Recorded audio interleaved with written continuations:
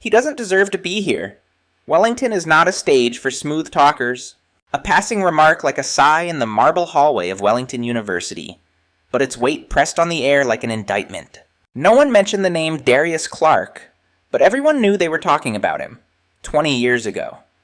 Darius left this school with an honors degree and a smile no one bothered to remember. 20 years later, he returned with an official invitation from the faculty board honorary visiting lecturer, representing the generation of pioneering people of color in academia and educational technology business. It should have been a historic victory, a symbol of the recognition that people of color deserve. But less than 24 hours after the news broke, Wellington's internal system began leaking anonymous emails. Cold, sharp words were sent from names that never signed. Bridge Ed is a schoolyard entertainment for kids who don't have SAT scores. Wellington trains scholars, not TikTok speakers. Don't let someone like him turn this school into a joke in the eyes of academia. The sender was anonymous, but the sarcastic tone was all too familiar. Darius read every line. He wasn't upset, just silent. Then he typed a single line in reply to Dean Whitmore, who had taught him philosophy of business in his first year. Thank you for the invitation. I will be there on time, on schedule, and in the right manner. There was no confirmation letter, no welcome message, just a quietly posted flyer in the side hall welcome Darius Clark, inspirational speaker and founder of Bridge Ed. No line stating honorary visiting lecturer, no official university logo, and certainly no hospitality. The day Darius set foot back on Wellington's campus, there was no welcome sign. The security guard asked him 3 times, his tone impatient. An administrative assistant mistook him for a delivery man. A second-year student pointed at him and then turned to a friend with a quiet laugh. "Isn't that the YouTube guy who teaches or something?" Darius said nothing, but his eyes silently recorded every detail. The new faculty introduction meeting was held in a small seminar room, with no microphone, no slideshow, and no full seats, and no appearance from any professor. Only a few dozen students, most of them people of color, squeezed into the middle rows. The air was thick with an awkward tension. The silence broke with a tapping sound from someone in the back. A senior student, crisp shirt neatly pressed, stood up and spoke with a clear and confident voice. "Mr. Clark, if you're really as great as they say, then why haven't you ever published in any academic journal?" Professor Clark. No one laughed. No one spoke. Only Darius's eyes suddenly locked onto that student, as if he'd been waiting the whole time just to hear that question. And at that exact moment, the farthest door of the hall creaked open. A middle-aged man quietly stepped in. It was Dean Whitmore, calm face, indifferent eyes. He didn't look at Darius, didn't greet the students, just sat in the last row, as if he already knew something interesting was about to unfold. Darius smiled. A smile no one could quite tell was forgiveness or a declaration of war. The hallway of Wellington Business Building was lined with white marble, high ceilings with chandeliers hanging above, and bronze busts of white founding fathers polished weekly. Inside that luxurious atmosphere, Darius's footsteps echoed, slow, proud, as if he were stepping into the very place he once left behind with a vow to return. But every step forward came with a slight turn of the head, a glance sharp as a blade from faces both familiar and strange. He nodded at an elderly professor who once supervised his graduation thesis, but instead of a handshake, the man merely frowned and turned away, as if he didn't recognize him. At the reception desk, a young staff member smiled and asked, "Which professor are you here to see?" Darius just curled his lips. "I am the professor." The air froze in silence. A group of students had gathered near the elevator. As Darius passed by, a few turned to look. A girl whispered, "That's him." "Clark. Some CEO or whatever." "CEO who looks like a logistics manager." A white male student laughed. Darius didn't stop, didn't react, but as soon as he stepped into the elevator, he pressed the button for the 12th floor, where his temporary office had just been arranged. As the elevator doors were about to close, hurried footsteps approached. 3 others stepped in just in time. None other than Dean Whitmore and 2 senior faculty members. They didn't see Darius, as he stood in the corner, slightly turned, holding a laptop in his hands, and that made their conversation terrifyingly real, to be honest. Whitmore's voice echoed, calm but cold as ice. Bringing Clark back was a peer move, not an academic one. Gotta add a bit of color to fit the times. Let him teach a few classes. Let the students see his lack of depth themselves. No need to push him out. Just let him fall on his own. A soft laugh broke out. He came to the meeting yesterday in a bright red tie. Looked like he was hosting a talk show. Not giving a lecture. I've always said, you can take someone out of the ghetto, but you can't take the ghetto out of them. The elevator door opened on the 12th floor. Darius stepped out first. All three men were startled to see him. No one said a word. Whitmore gave a thin smile, like a sheet of paper. Ah, Professor Clark. Hope you're getting used to our new hallway. Darius simply nodded, said nothing. Behind him, one professor whispered to Whitmore as the door closed again, "Did he hear that? If he did, even better." The first lesson here always begins with reality. Darius's temporary office was smaller than he expected. Just enough for a desk, a chair, and a whiteboard stained with faded old marker ink. On the desk was a printed teaching schedule, but what caught his attention was a handwritten red note at the bottom. First lecture to be reconfirmed. Less than an hour later, the department secretary knocked on the door and handed him a printed email. Professor Clark's lecture tomorrow will be postponed due to the room not meeting technical and seating standards.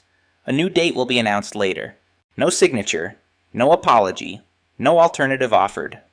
Darius placed the email on the desk. There was nothing in his eyes that showed anger, only a stillness like the surface of a lake before a storm.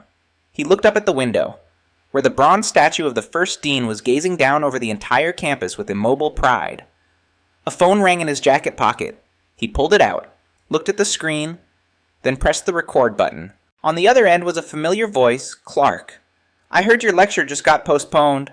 They have no idea I'm watching all of this. It's time you use what we prepared." Darius was silent for a moment, then replied, "Not yet.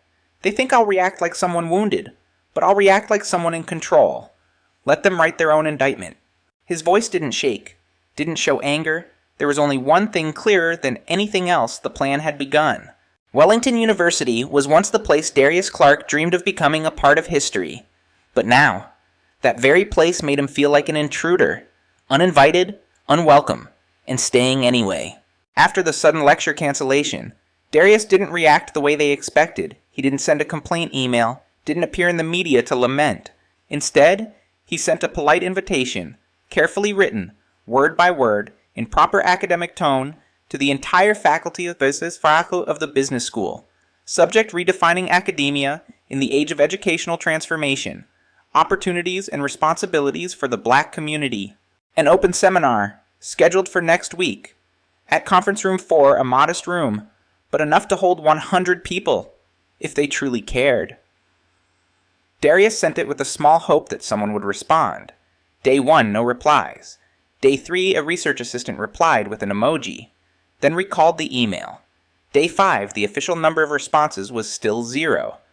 On the day of the event, Darius personally prepared the microphone, checked the live stream setup, and arranged the seating. No technician, no assistants. He took off his blazer, rolled up his sleeves, and set up the chairs. On the long table were a pitcher of water and a few information sheets printed on his personal printer.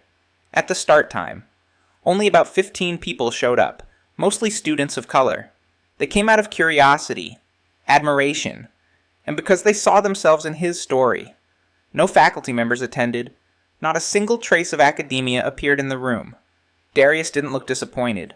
He stood up, adjusted the microphone, smiled softly, and began, "Thank you all for coming. I know there are things you can't force people to listen to, but you can always speak loud enough that they can't pretend not to hear." A few students clapped. One raised a phone to live stream. The atmosphere gradually warmed. No need for a whiteboard, no need for slides. Darius shared his experience with the education system from both the inside and the outside. Programs frozen due to budget cuts in black neighborhoods. Children underestimate simply because of a zip code on their birth certificate. He spoke with truth. No theatrics, no tears. Every story carried a wound, and every wound left a question: if this system wasn't made to serve everyone, then why do we keep accepting it? The seminar concluded in full, but the very next morning, Darius received an email from the department's assistant secretary with an attachment, an article just published in Wellington's internal journal. Title: When Academia is Replaced by Media Rhetoric, Revisiting the Darius Clark Phenomenon. Author G. Whitmore excerpt. Academia must distinguish between scientific capability and storytelling skill. One can be celebrated by the media, yet lack analytical depth, research structure, and genuine critical thinking foundations. We welcome all contributions, but not every round of applause is an argument, and not every share is knowledge. Darius read to the end. A small footnote at the bottom made him pause. This article has been pre-circulated to members of the Academic Council for review, in preparation for the reassessment of Mr. Darius Clark's temporary teaching role. Reassessment. He hadn't even taught a single class, and was already being reassessed. He closed the laptop. The small office was quiet, like a dream doused in cold water. But he wasn't angry. He didn't laugh. He simply stood up and pulled his phone from his pocket. Live stream on. No filter, no prep. The camera began recording him, in the cramped room, under harsh white fluorescent light and the soft hum of the air conditioner. He looked straight into the lens, as if his gaze pierced the screen. If today I'm not allowed to speak from Wellington's lectern, then I'll speak right here. To the world that's watching. Just one sentence. But it was the spark to a bomb waiting to explode. The 6th floor ballroom of Wellington's main building had never looked so dazzling. Soft, golden lights poured over tailored suits, designer evening gowns, sparkling champagne glasses, and the gentle background of violins so enchanting that one could forget this was a university, not a tycoon's private club. Dean Whitmore entered the hall, right hand gently lifting a glass, left hand patting the back of an elderly investor from Chicago. Greetings, polite smiles, knowing glances. Everything operated like a public relations machine programmed to precision. And in a far corner, almost deliberately placed outside the main spotlight, stood Darius Clark. No one escorted him in, no nameplate on the table. His seat was placed next to the dessert section, where no one lingered more than 5 minutes. Though he arrived per the invitation that bore his full name, Darius knew full well this wasn't a real invitation. It was a mask. He walked in wearing a sharply tailored gray suit, but no heads turned, eyes pretended not to notice. Handshakes missed their timing. A few offered a shallow nod, then turned away after a passing comment. Oh, you're that speaker or something, right? A salt and pepper-haired investor whispered to the person next to him. Clark heard he's famous in some Facebook parenting groups or whatever. Soft chuckles followed, as if the words Facebook and parenting were the most disgraceful terms in academic vocabulary. Dean Whitmore raised his glass and tapped it lightly. Ladies and gentlemen, tonight is not just for networking, but also to look toward the future of education that Wellington is leading. His eyes scanned the crowd, then paused at the corner where Darius stood. No introduction, no credit. Just a glance, as if Darius were part of the furniture, not part of the school's history. As the evening progressed, a small group of successful alumni began gathering around the round table near the wine bar. They noticed Darius standing quietly alone, and as if by silent agreement, a tall man with a southern accent suddenly raised his voice. Hey, I have a serious question. What is Bridge Ed anyway? Some TikTok teaching channel. The ballroom froze for a second. Then laughter erupted. A chorus of O's. Champagne glasses trembled in the hands of those shaking their heads with polite smirks. A woman chimed in, and here I thought it was an educational game for elementary kids. More laughter. Dean Whitmore just smiled. He didn't intervene. He stood at the center of the hall, glass still in hand, lips sipping gently, as if everything was going exactly as planned. Darius set his glass down, stood straight. His gaze swept across the ballroom, one person at a time, and every fake smile began to fade. Bridge Ed is not TikTok. It's a learning platform currently serving over 12 million students across the U.S., especially in communities no one wants to invest in. A few eyebrows lifted. Some began to sense a shift in the atmosphere. It's also where you'll find children that your traditional education system once labeled as unfit for academic development. His voice wasn't loud, but sharp like a scalpel slicing directly into collective consciousness. Dean Whitmore frowned. He stepped forward, about to speak, but Darius calmly pulled out a thin folder and placed it on the nearest table, right where the spotlight hit. I don't need you to believe. I just need you to open your eyes. He turned the folder slightly, revealing the logo of the Gates Foundation on the cover page. Bold blue ink read, Confirmation of Long-Term Strategic Funding for Bridge Ed 2025-2030. Another man stepped over, flipped to the next page, which displayed statistical data on improvements in reading comprehension and math scores across more than 180 school districts after implementing Bridge Ed. The entire table went silent. Darius didn't stop. I didn't come here to be congratulated. I came to prove that someone like me doesn't need permission to exist in this space, and if you prefer truth over masks... He paused. His voice dropped, low, clear, and cold. Then be my guest. The entire ballroom tensed, a silence no longer polite, but forced by truth. Dean Whitmore froze in the middle of the room. No longer composed. He wasn't smiling anymore, because he knew. This wasn't Darius's performance. This was his opening strike. The next morning, in the inboxes of the senior academic council members at Wellington, a simple yet unusual subject line appeared: urgent summons, internal hearing concerning visiting Professor Darius Clark. The meeting was set for 9 a.m. in the closed conference room on the 14th floor, a place accessible only to department chairs, deans, and the university president. No students, no media, no administrative assistants were allowed to take notes. Inside the room, seasoned faces sat along a long ebony table. The center seat remained empty, reserved for Darius.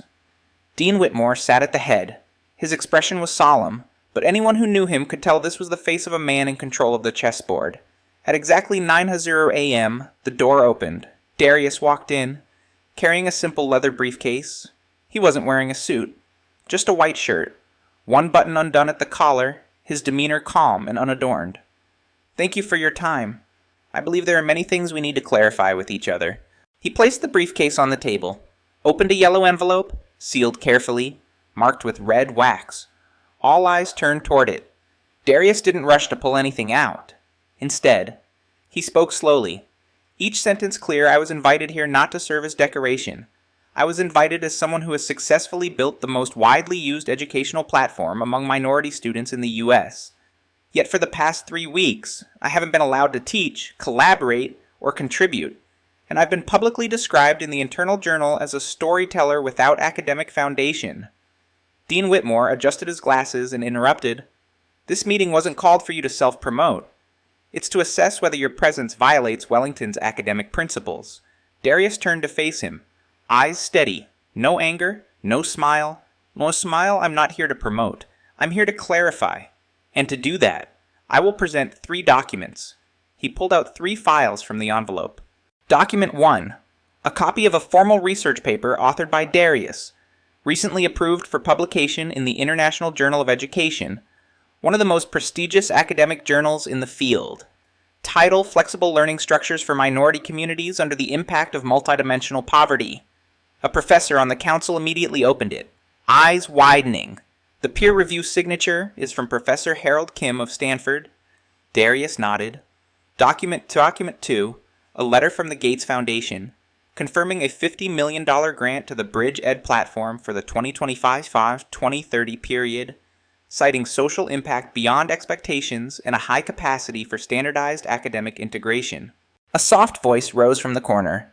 "This grant, didn't we reject a partnership with them 3 years ago?" A heavy silence fell over the room. Document 3. A printed internal email from 3 years prior. A response from Dean Whitmore himself to the Bridge Ed representative. "Thank you for the proposal. However, we are not seeking educational solutions for media-oriented startups. Wellington is committed to maintaining traditional academic integrity."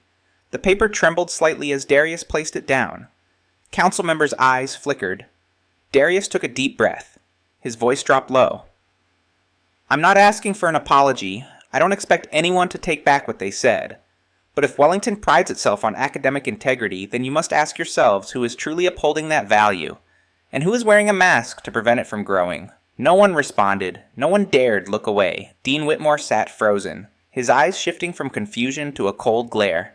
"Thank you, Clark." "We'll take it under consideration," he said, flatly, with an icy tone. Darius stood up, gathered the documents into his briefcase before reaching the door. He paused. "I didn't come here to ask for a chance. I already have it. But I won't leave while the truth is still kept behind this closed door." And then he walked out, leaving behind a silent room and Whitmore clenching his fists, nails pressing pale into his palms. The news about the internal hearing was never officially announced, But within less than 48 hours, all of Wellington University was abuzz with rumors Clark stunned the entire council.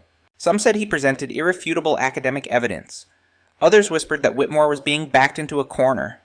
But what made the atmosphere hotter by the hour was the absolute silence from the leadership. And everyone knew when the powerful choose silence, it means they're on the defensive. The next day, an urgent email was sent to all faculty and staff. We confirm that the academic collaboration between Wellington University and the BridgeEd platform will continue to be reviewed to ensure alignment with the school's standards. During this time, all teaching activities of Professor Clark will be temporarily suspended to facilitate the review. Academic Communications Office. Plainly put, they froze Darius. Not an official dismissal, not a contract termination, just review, evaluation, temporary suspension, 3 carefully chosen words to imply no wrongdoing. But Wellington didn't expect that this very move would open the door for a surprise witness to step into the light. That afternoon, Darius received a strange call. A woman's voice came through the line. Trembling but clear, I was Dean Whitmore's research assistant for 3 years. I have documents, recordings, and emails proving he directly orchestrated the internal media campaign to smear you before you even returned to campus. I can't stay silent anymore. Darius was silent for a few seconds. Are you willing to go public? A deep sigh. If I don't speak up now, I won't be able to look at myself in the mirror. The next morning, a small internal press meeting was held, the first since the incident broke out. And the unexpected figure who appeared wasn't Darius, but Catherine Lynn, Whitmore's former assistant. She stepped onto the podium with reddened eyes, carrying a sealed stack of documents. Her voice trembled, but was resolute. I was the one who drafted the email instructing faculty not to respond to any collaboration invitations from Darius Clark. I was forced to write it, and he signed it. An internal reporter asked, "Do you have proof?" Catherine nodded, then pulled out a USB drive. This time not from Darius, but one she had kept for 3 years, at the same time, in a law office in downtown Boston. An anonymous complaint file was submitted to the Massachusetts State Education Committee, accusing Dean Whitmore of abuse of power and covert racial bias in academic hiring policies. The whistleblower still anonymous, but everyone knew this was no longer a personal conflict between Clark and Whitmore. This was a system beginning to crack. Whitmore entered his office. His face darkened. On his desk, his phone buzzed nonstop. Messages from board members, donors, longtime partners. He pushed everything aside, sat down, breathed heavily. A young assistant stepped in, placed an ivory-colored envelope on the table. "Someone delivered this to you directly this morning."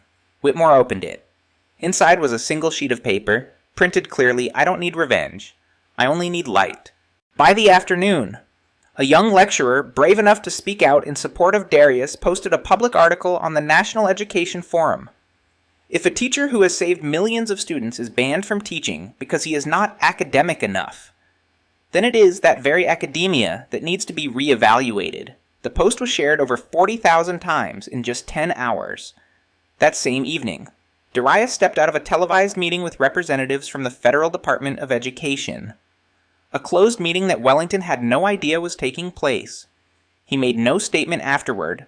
He simply posted a single photo on social media, an empty council room with the center chair labeled Darius Clark, suspended, on the table. A beam of sunlight shone down through the window. And the next day, while Whitmore was still in a closed meeting with lawyers, the media simultaneously broke the news. The High Academic Council calls an emergency session to assess the authority of Dean Whitmore's leadership. Whitmore stood in front of the mirror in his office, hands clasped behind his back, eyes fixed on his reflection as if staring at an opponent. Behind him, the TV broadcasted the morning news with a scrolling headline, "Wellington Council faces an ethical crisis. Former assistant accuses dean of manipulating internal media to isolate black professor." No one had called him in the past 6 hours. Every email response carried the same cold tone we are currently reviewing. Even the university president, who once promised to back him, was silent. Whitmore turned and pressed the intercom button. "Call Darius Clark to my office. Now!" Darius walked into the oak-paneled room, heavy with the smell of old cigarettes, the same room where he was once denied an honorary scholarship for lack of research direction. "Now!" He entered with steady eyes, shoulders upright, no longer seeking approval. Whitmore didn't offer him a seat. I suppose you're satisfied now? Satisfied with what Darius asked? You got to stand in front of the crowd, got applause, played the perfect victim, and I became the symbol of an era that must be discarded. Bravo! Darius remained standing, unmoving. I don't need applause. I need justice. Whitmore curled his lip, slightly leaning in. Justice, where do you come from? A neighborhood no one dares drive through at night. A family where no one's ever had a college degree. And you think a few speeches, a few viral videos can earn you a seat at the table built by those who wrote the rules? Darius gave a faint smile. No, I didn't come to sit at their table. I came to break that table and rebuild it. The room froze. Whitmore stepped forward, eyes narrowing. You're using your skin to seize power.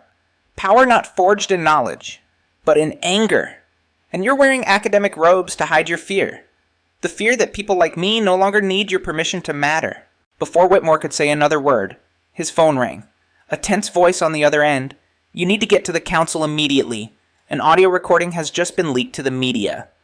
30 minutes later, every major news platform simultaneously published a 48-second audio clip from a closed-door meeting between Whitmore and the faculty board 2 months prior. Bringing Clark in is a way to check the diversity box without making a real commitment.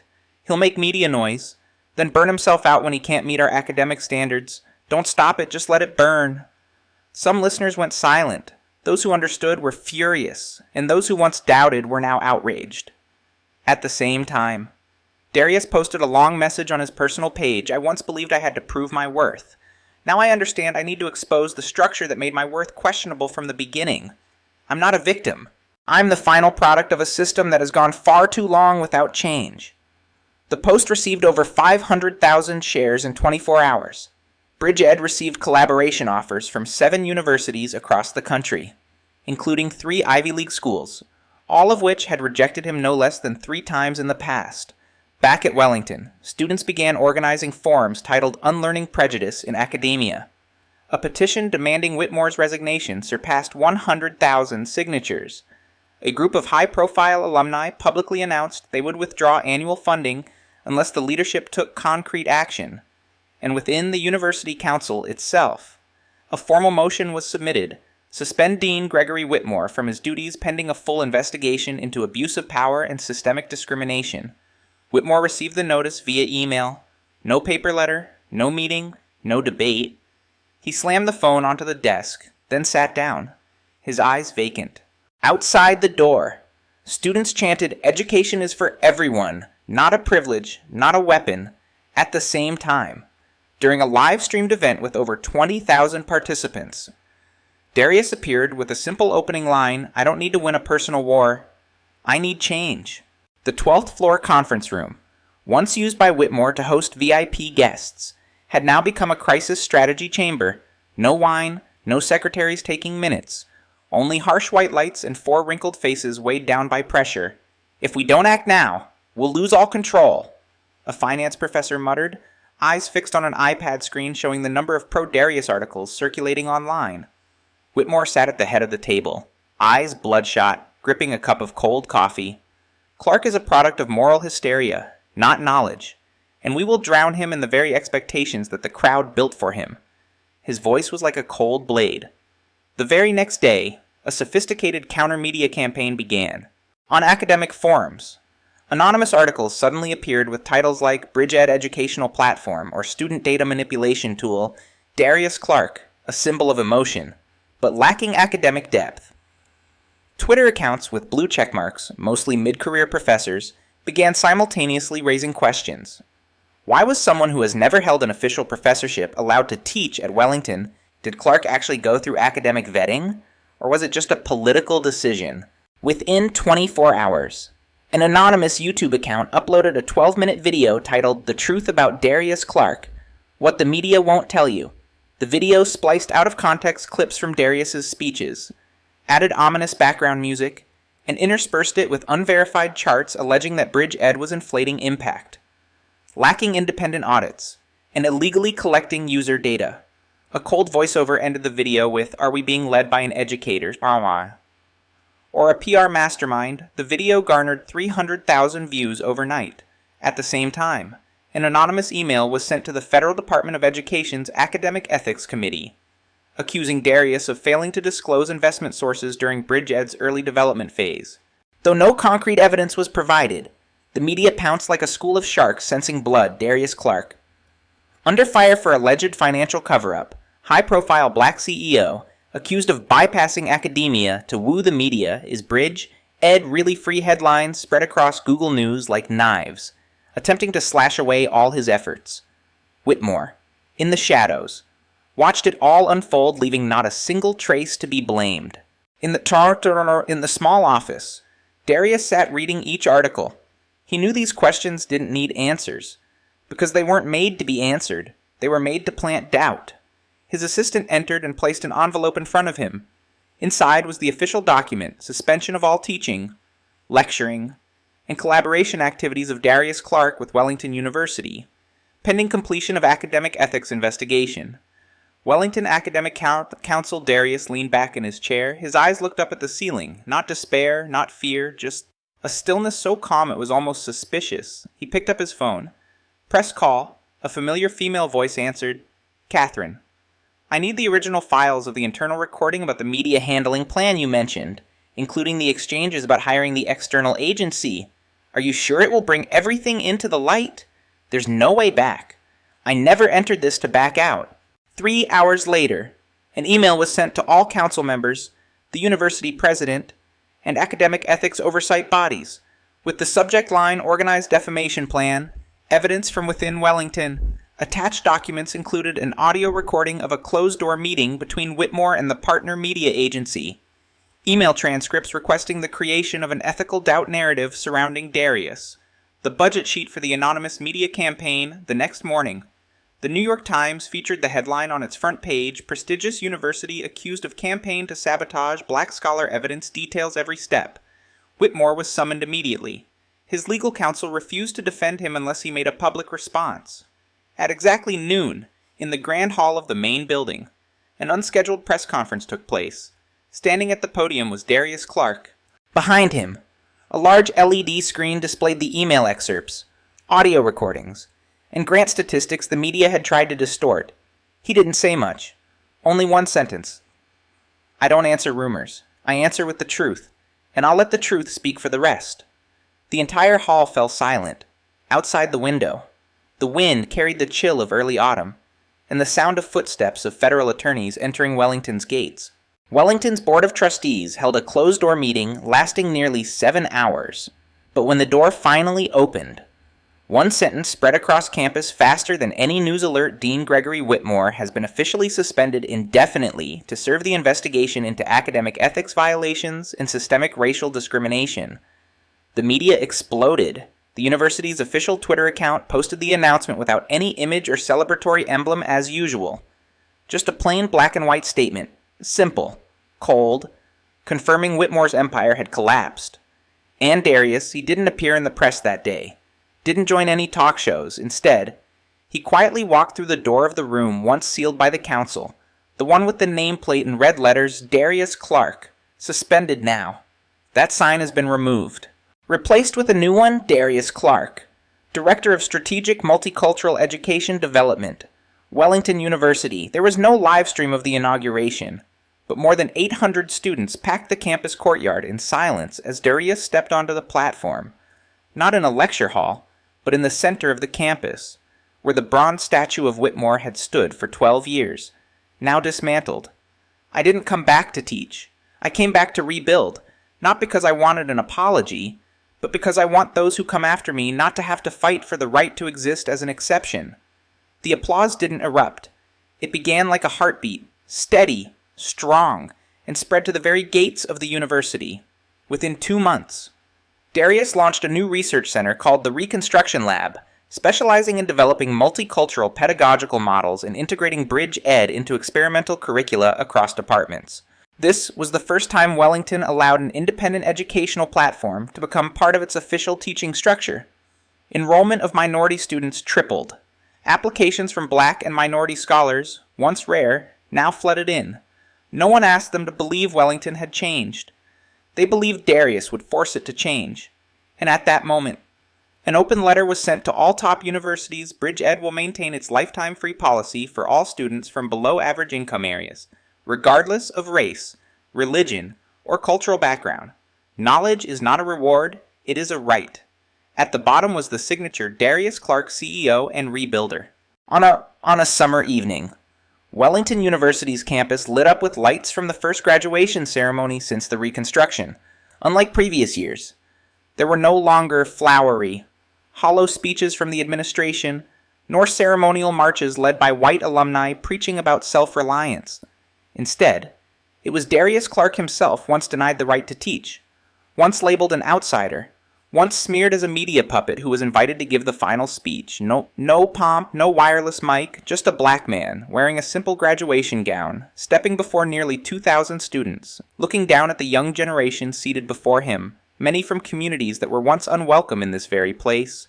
Darius spoke slowly, clearly. Without a hint of trembling, I once thought forgiveness was the greatest thing I could learn from a place like this. But the truth is, I didn't come here to forgive. I came to clear the stage built on prejudice by those who came before me. A gentle breeze swept through. Some cried, some stood to applaud as he continued. Sometimes, victory doesn't come in cheers, it comes in the silence of those who once mocked you, when they are forced to hear your voice. Meanwhile, 200 miles north, a man stepped out of a small office building in Connecticut, his posture hunched, hair noticeably grayer than a few months ago, his face hidden under a cap and a mask. But the driver recognized him instantly. Mr. Whitmore? Whereto Gregory Whitmore didn't answer. He quietly stepped into the car, resting his head against the window, looking out. The city remained noisy. Life continued. But to him, it was only an echo. As the car drove off, a newspaper slipped from his briefcase and landed face up on the seat. The headline read, "The man who dismissed Darius Clark is now rejected by the very system he built." Below it was an in-depth analysis of the Wellington incident, the smear campaign, the racially biased internal hiring system, and how a black man from an underprivileged educational background dismantled it with nothing but truth. Darius received a handwritten letter from a community college in Georgia, the same school that rejected him at age 25 for lacking alignment with the institution's academic vision. Now, they were inviting him to become an advisor for the state's minority education reform program. Darius didn't rush to reply. Instead, he flew back to his hometown, the neighborhood once labeled an educational dead zone. There, he walked past rows of old buildings, stepped into a paused classroom where Bridge Ed had just been integrated as a pilot model. Inside, 12 children were learning from the same curriculum taught by AI, but guided by a real person, a former Wellington student, who had received a full scholarship thanks to the very program Darius created. On the final afternoon before the school year ended, Darius stood alone in the schoolyard, holding a cup of hot tea. A shy-looking freshman approached.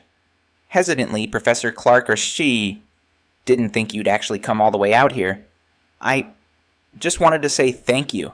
If it weren't for Bridge Ed, I don't think I ever would have made it into a place like this. Darius turned, smiling warmly. And one day, you'll come here not to say thank you, but to change it.